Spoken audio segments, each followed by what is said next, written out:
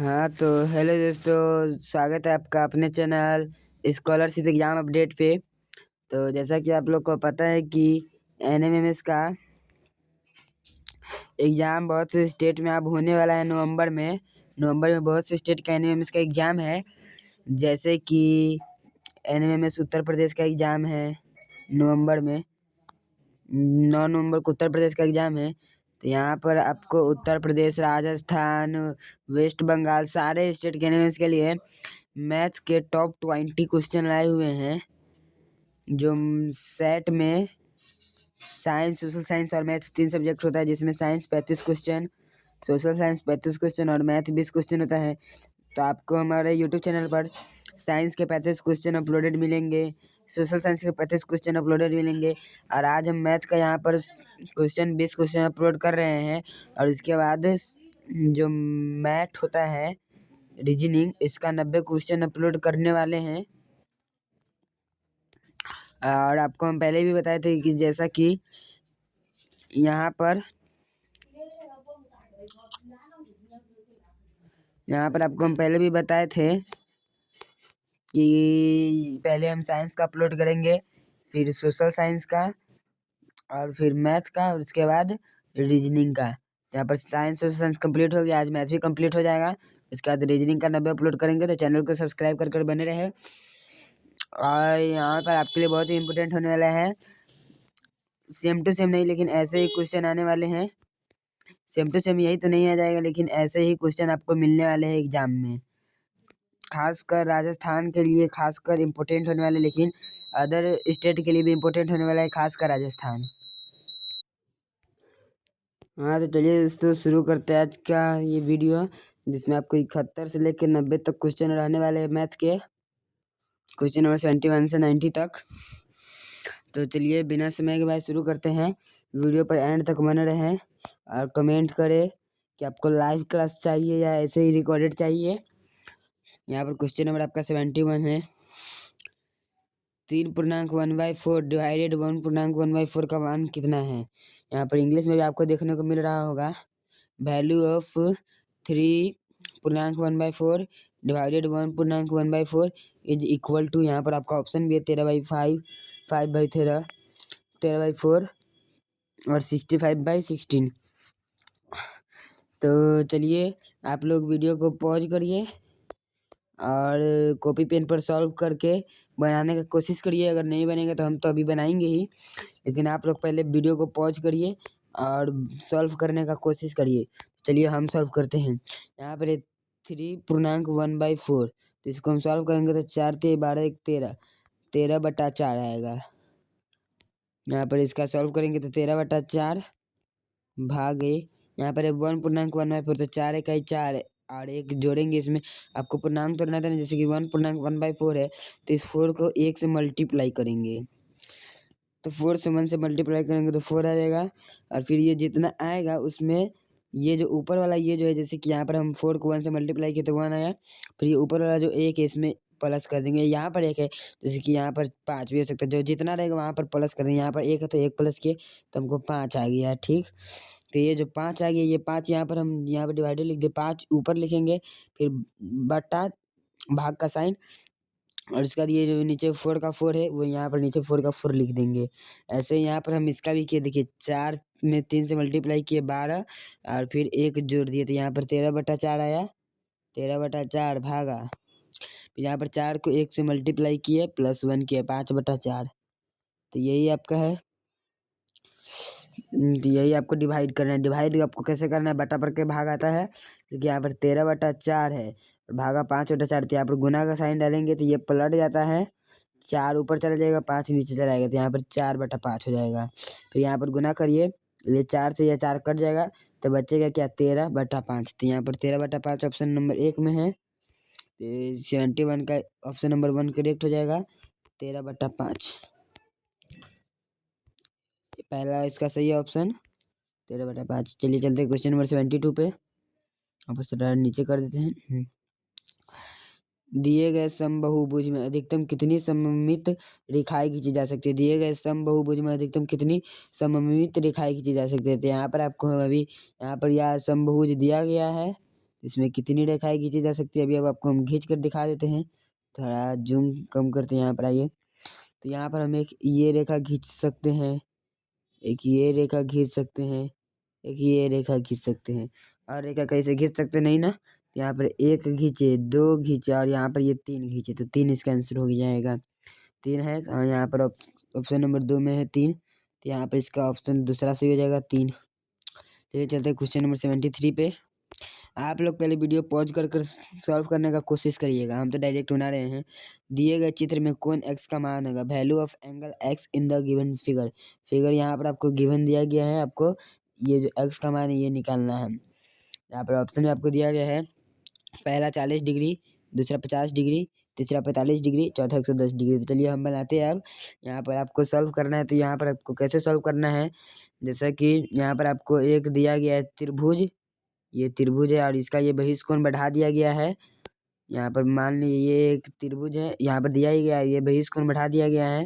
तो मान लीजिए ये ABC एक त्रिभुज है और ये बहिष्कोण D है, A से D तक बढ़ाया गया है। ऐसे सॉल्व करने में ईजी रहेगा। यहाँ पर हमको पहले A का मान निकालना है, तो जैसा कि आपको पता है कोण A प्लस कोण D बराबर 180 डिग्री। तो यहाँ पर कोण A प्लस कोण D बराबर 180 डिग्री। तो यहाँ पर हम कर सकते हैं, कोण A बराबर D का मान 110 दिया गया, तो यहाँ पर 110 रख देंगे। यहाँ पर 110 रख दिए तो 180 में से 110 गया, तो कोण A बराबर 70 डिग्री। यहाँ पर आप देख सकते हैं कोण A प्लस 110 डिग्री, यहाँ पर इसका हम ABC और यहाँ पर D माने हैं। तो कोण A प्लस कोण D बराबर 180 डिग्री, तो कोण A प्लस कोण 10 बराबर 180 डिग्री हो गया। तो कोण A बराबर 180 डिग्री माइनस 110 डिग्री, प्लस में तो इधर जाएगा तो माइनस में, यहाँ पर बराबर का साइन है। तो 180 में से 110 गया, तो कोण A बराबर 70 डिग्री आ गया। इसका मान आ गया 70 डिग्री। अब जैसे इसका मान 70 डिग्री आ गया, तो कोण A जोड़ कोण B जोड़ कोण C बराबर 180 डिग्री आपको पता होगा, क्योंकि त्रिभुज के तीनों कोनों का योगफल 180 डिग्री होते हैं। तो यहाँ पर आपका कोण A का मान 70 डिग्री पता है, कोण C का मान 60 डिग्री पता है, तो ये कोण B का मान x नहीं निकल जाएगा। तो यहाँ पर कोण A का मान 70 डिग्री जोड़ कोण B का कोण B जोड़ कोण C हो गया 60 डिग्री बराबर 180 डिग्री। हमको कट करना पड़ेगा, और ये ऊपर का मिटाते हैं, कट नहीं करते हैं, ये से मिटा देते हैं। समझ में नहीं आएगा तो एक बार मतलब बैक करके फिर से देख लीजिएगा। यहाँ पर ये से मिटा दिए, चलिए अब फिर से सॉल्व करते हैं। तो यहाँ पर आपका कोण 70 डिग्री और 60 डिग्री को जोड़ेंगे तो हो जाएगा 130 डिग्री प्लस कोण B बराबर 180 डिग्री। तो अब कोण B तो प्लस में तो इधर जाएगा तो माइनस में हो जाएगा। तो कोण B बराबर 180 डिग्री माइनस 130 डिग्री, तो 180 में से 130 गया, तो कोण B बराबर 50 डिग्री। 50 डिग्री सही आंसर हो जाएगा बिल्कुल। यहाँ पर 50 डिग्री कौन सा ऑप्शन है, यहाँ पर दूसरा ऑप्शन इसका 50 डिग्री बिल्कुल सही आ जाएगा।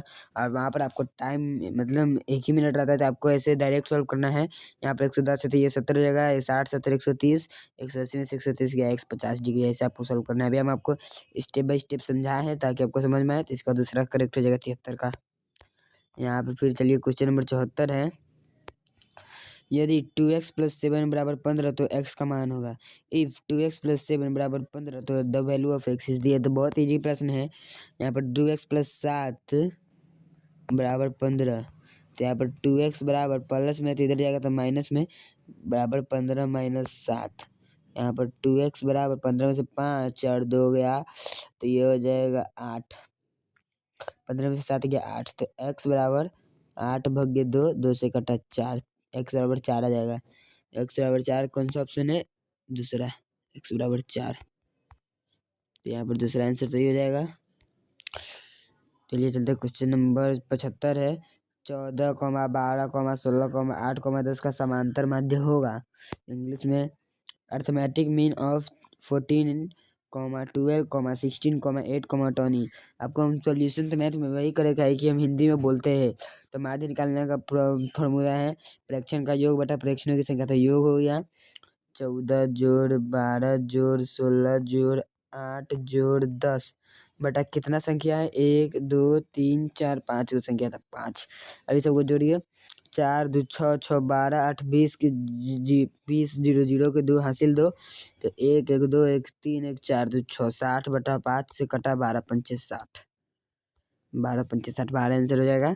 12 ऑप्शन नंबर दूसरा में सही है, तो 12 आंसर हो जाएगा। 75 का दूसरा सही हो जाएगा।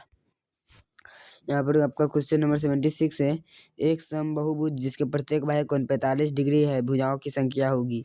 यहाँ पर समबाहुभुज का 360 डिग्री होता है, सभी भुजाओं का योग, तो 360 डिग्री होता है। यहाँ पर बाह्य कोण 45 डिग्री दिया गया, तो 45 डिग्री से भाग कर देंगे, तो यहाँ पर 9 से कटा 5, 9 से कटा 40, 5 से कटा 8, 8 हो जाएगा आंसर सही। यहाँ पर आपको कोई भी बहुभुज खाली त्रिभुज का 180 होता है, बाकी आयत चतुर्भुज कोई बहुभुज ये सब का 360 डिग्री होता है। तो 360 डिग्री बटा 45 डिग्री कर देना है, तो आपको 45 अठे 360 डिग्री 8 डिग्री 8 इसका भुजा होगा।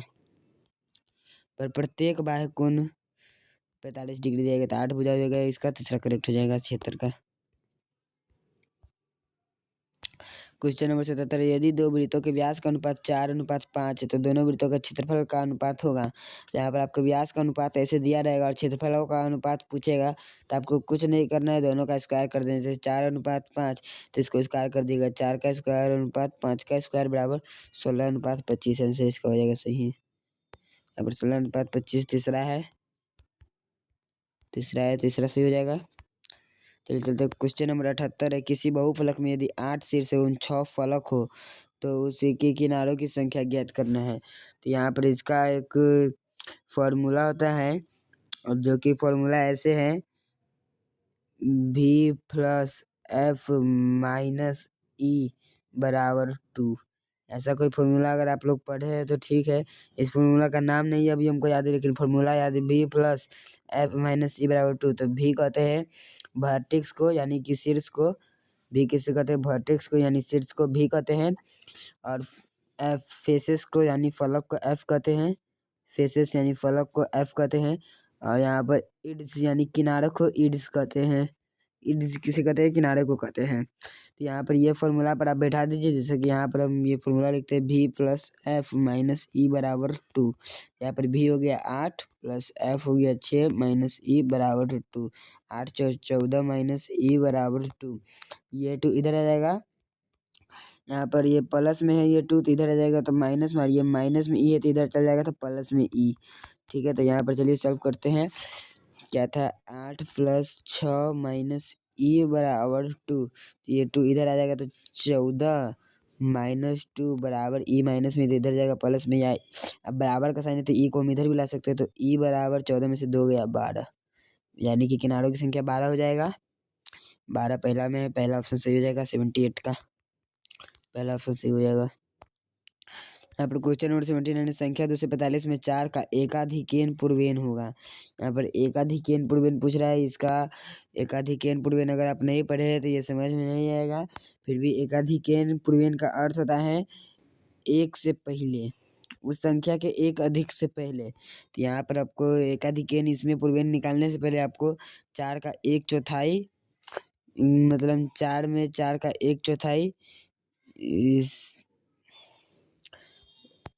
4 का 1/4 जैसा कि 1 हुआ,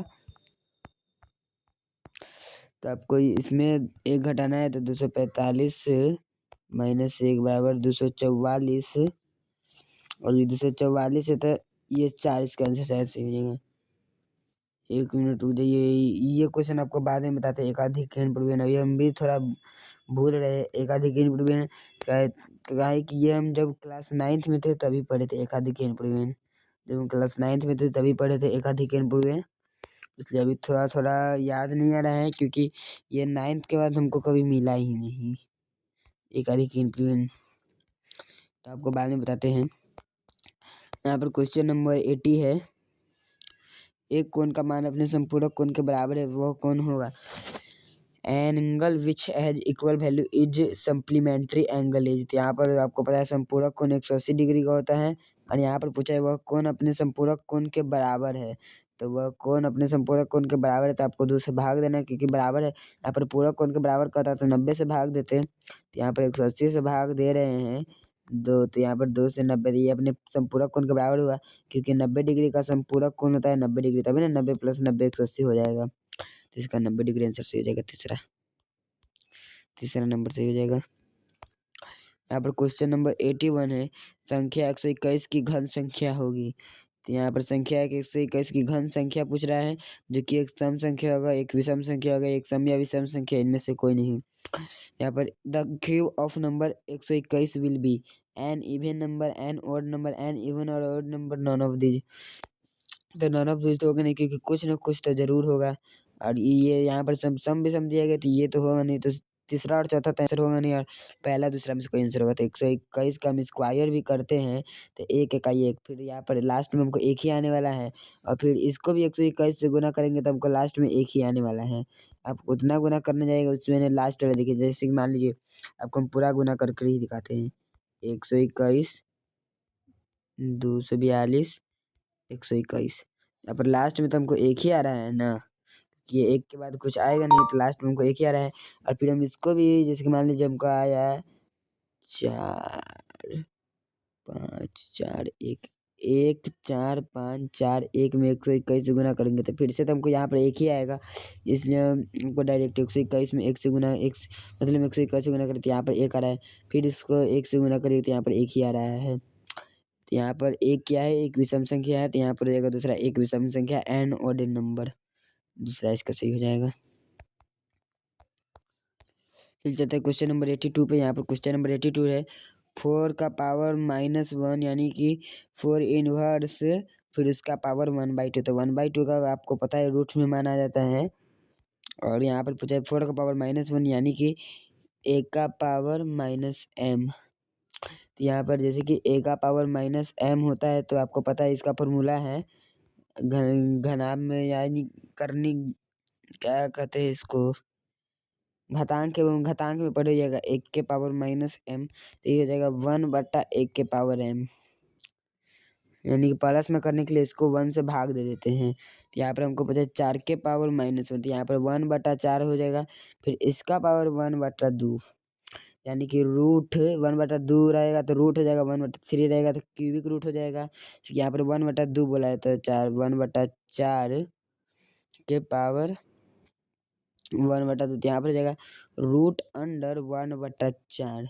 तो 1 तो रूट के अंदर से निकल ही जाएगा, तो 1/4 2 से निकल जाएगा, तो पर 1/2 इसका आंसर हो जाएगा। तो 1/2 यहाँ पर तीसरा करेक्ट हो जाएगा, 1/2 तीसरा इसका करेक्ट हो जाएगा। और यही यहाँ पर आपका रहता है 4 के पावर -1 का पावर 1/3, तो ये हो जाता है 1/4 क्यूबिक रूट। ये 4 रहता है, तो यहाँ पर 4 हो जाता है, मतलब इसको 4 बार, यहाँ पर 2 था इसलिए स्क्वायर हुआ। क्वेश्चन नंबर 83, एक चतुर्भुज जिसमें सम्मुख भुजाओं का केवल एक जोड़ समांतर है लेकिन समान नहीं है, यह चतुर्भुज होगा। जैसे कि आपको बताया कि जैसा कि आपको यहाँ पर पता होगा, ये चतुर्भुज जिसका ये और ये समान, मतलब समांतर होता है लेकिन समान नहीं होता है, तो ऐसे चतुर्भुज को समलंब चतुर्भुज कहते हैं। अगर समांतर समान दोनों हो जाएगा तो वो समांतर चतुर्भुज हो जाएगा, लेकिन यहाँ पर समांतर होता है लेकिन समान नहीं होता है। तो यहाँ पर समलंब चतुर्भुज कैसा रहता है, उसका फोटो कुछ ऐसा रहता है, जिसमें कि ये भुजा और ये भुजा समांतर रहता है, लेकिन यहाँ पर ये दोनों समान नहीं होगा। ये ऐसा हो जाएगा समान, ये दोनों समांतर भी होता है और समान भी होता है, तो ये समांतर चतुर्भुज होगा, इसलिए समलंब चतुर्भुज चौथा करेक्ट हो जाएगा इसका। यहाँ पर क्वेश्चन नंबर 84 है, कहाँ पे चला गया क्वेश्चन नंबर 84। एक 21 सेंटीमीटर त्रिज्या वाले पहियों को 2 चक्कर घुमाने से तय की गई दूरी, the distance covered by A rotating wheel of radius 21 centimetre in 2 rotation. यहाँ पर सबसे पहले मान लीजिए सेंटीमीटर त्रिज्या दिया गया है, तो ये से पहले एक चक्कर लगाने के लिए बोला है, तो ये एक वृत्त होगा जिसका यहाँ पर त्रिज्या 21 सेंटीमीटर। तो इसको 2 यहाँ पर ऐसे चक्कर लगाना है, या फिर इसको 2 राउंड लगाना है। तो पहले 1 राउंड का माप निकाल लेंगे, फिर उसको 2 से मल्टीप्लाई कर देंगे तो 2 राउंड का आ जाएगा। तो यहाँ पर सबसे पहले एक वृत्त बना लेते हैं। इसका ये 21 है। अब पहले परिधि निकालने की यहाँ पर ये निकालना पड़ेगा, इसी पर ना चक्कर लगेंगे। तो परिधि निकालने के लिए 2πr सूत्र है, तो 2 इंटू पाई का मान 22/7 21 ये दिया गया है। आर का मान 21, रेडियस 21 दिया गया है। तो 7×3 = 21, 22 44 और 44 तियाय 4 तियाय 12 के 2 हासिल 4 तियाय 132 आया। अब 132, तो आपको 132 आएगा तो आप यहाँ पर डायरेक्ट 4 में टिक मार देंगे। लेकिन यहाँ पर बोला एक चक्कर का 132 आया है। 1 मिनट, यहाँ पर आपको एक चक्कर का 132 है। यहाँ पर आपको 2 चक्कर पूछा गया है।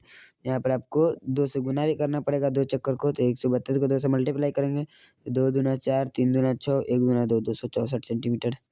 264 सेंटीमीटर पहला ऑप्शन में है, तो आपको ये झटाक से मार देना है और आगे बढ़ना है। पहला सही हो जाएगा। चलिए चलते हैं क्वेश्चन नंबर 85 पे। 39 रेशियो 65 का सरलतम अनुपात होगा। The simplifiest ratio of 39 ratio 65 is, यानी कि 39:65 का सरलतम रूप होगा। तो 39 अनुपात है, यानी कि बटा में 65। अब इसको काटिए, 13×3 = 39, 13×5 = 65, 3/5, यानी कि 3/5 आया, यानी कि 3:5। पहला इसका करेक्ट हो जाएगा बिल्कुल। पहला नंबर इसका बिल्कुल सही है, पहला करेक्ट हो जाएगा। यहाँ पर क्वेश्चन नंबर 86 है। बोधायन पाइथागोरस प्रमेय सत्य है। पाइथागोरस प्रमेय किसके लिए सत्य है? तो पाइथागोरस प्रमेय समकोण त्रिभुज के लिए होता है, फॉर राइट एंगल ट्रायंगल। यहाँ पर Baudhayana Pythagoras theorem is true for समकोण त्रिभुज के लिए, फॉर राइट एंगल ट्रायंगल, क्योंकि इसी के लिए नहीं पाइथागोरस प्रमेय बना है। कर्ण, ये जो कर्ण होता है तो कर्ण स्क्वायर बराबर ये जो लंब होता है लंब स्क्वायर प्लस ये जो आधार होता है आधार स्क्वायर, तो ये समकोण त्रिभुज के लिए बना हुआ है। दूसरा इसका बिल्कुल करेक्ट हो जाएगा। दूसरा इसका 100% करेक्ट है। चलिए आगे बढ़ते हैं 87 पे। प्रथम 100 प्राकृत संख्याओं में कितनी पूर्ण वर्ग संख्या होती है? How many square numbers are there in first 100 natural numbers. यहाँ पर प्रथम 100 प्राकृत संख्या में एक का स्क्वायर हो जाएगा 1, 2 का 4, 3 का 9, 4 का 16 करते करते 9 का 81 और 10 का 100। यहाँ पर 1 से लेकर 10 तक इसी का स्क्वायर होगा 100 तक। तो 1 से लेकर 10 तक, तो इसका 10 आंसर हो जाएगा। पहला इसका करेक्ट हो जाएगा। आपको एक बार और बता दें, प्रथम 100 प्राकृत संख्या में पूछा है, तो यहाँ पर 1 से स्टार्ट करेंगे तो 1 का 1, 2 का 4, 3 का 9, 4 का 16, 5 का 25, 6 का 36, 7 का 49, 8 का 64, 9 का 81, 10 का 100। तो यहाँ पर 1, 2, 3, 4, 5, 6, 7, 8, 9, 10 हुआ। यहाँ पर 10 का 10 एक नंबर में है, तो एक नंबर इसका बिल्कुल सही हो जाएगा। आपको झटाक से मारना है एक और फटाक से आगे बढ़ना है। क्वेश्चन नंबर 88 है। दिए गए पद -3/5 एक क्यूब में एक क्यूब का गुणांक है। यहाँ पर एक क्यूब का गुणांक पूछा है, तो आपको पता है एक क्यूब का गुणांक, एक क्यूब में जो जो मल्टीप्लाई है वो इसका गुणांक हो गया। तो एक क्यूब में क्या क्या मल्टीप्लाई है देखते, -3/5 मल्टीप्लाई है, और ये बिग क्यूब है तो एक क्यूब में ही मल्टीप्लाई है, कोई प्लस उलस का बीच में साइन नहीं है, तो इसका हो जाएगा -3/5 बिग क्यू। इसका यहाँ पर ये मार देता बच्चा लोग, लेकिन यहाँ पर माइनस नहीं दिया गया है, तो यानी कि ये प्लस है, तो ये होगा नहीं। यहाँ पर इसका एक नंबर हो जाएगा, एक नंबर इसका सही हो जाएगा। चलिए चलते हैं क्वेश्चन नंबर 89 पे, जो कि लास्ट सेकेंड लास्ट है। 73.25 73.25 भागा 1000 का मान है। The value of 73.25 divided 1000 is. तो इसका वैल्यू निकालना है, तो यहाँ पर हम ऐसे भी लिख सकते हैं 73.25 बटा 1000 पॉइंट उड़ेगा, तो यहाँ पर 2 और जीरो आएगा, तो यहाँ पर ये इतना आ गया। तो यहाँ पर हमको सिंप्लीफाई नहीं करना, यहाँ पर 7, 3, 2, 5 से सारा आंसर है। यहाँ पर आपको 2, 4, 5 अंक बाद जीरो बैठाना है, तो 0.0732 5 इसका आंसर हो जाएगा।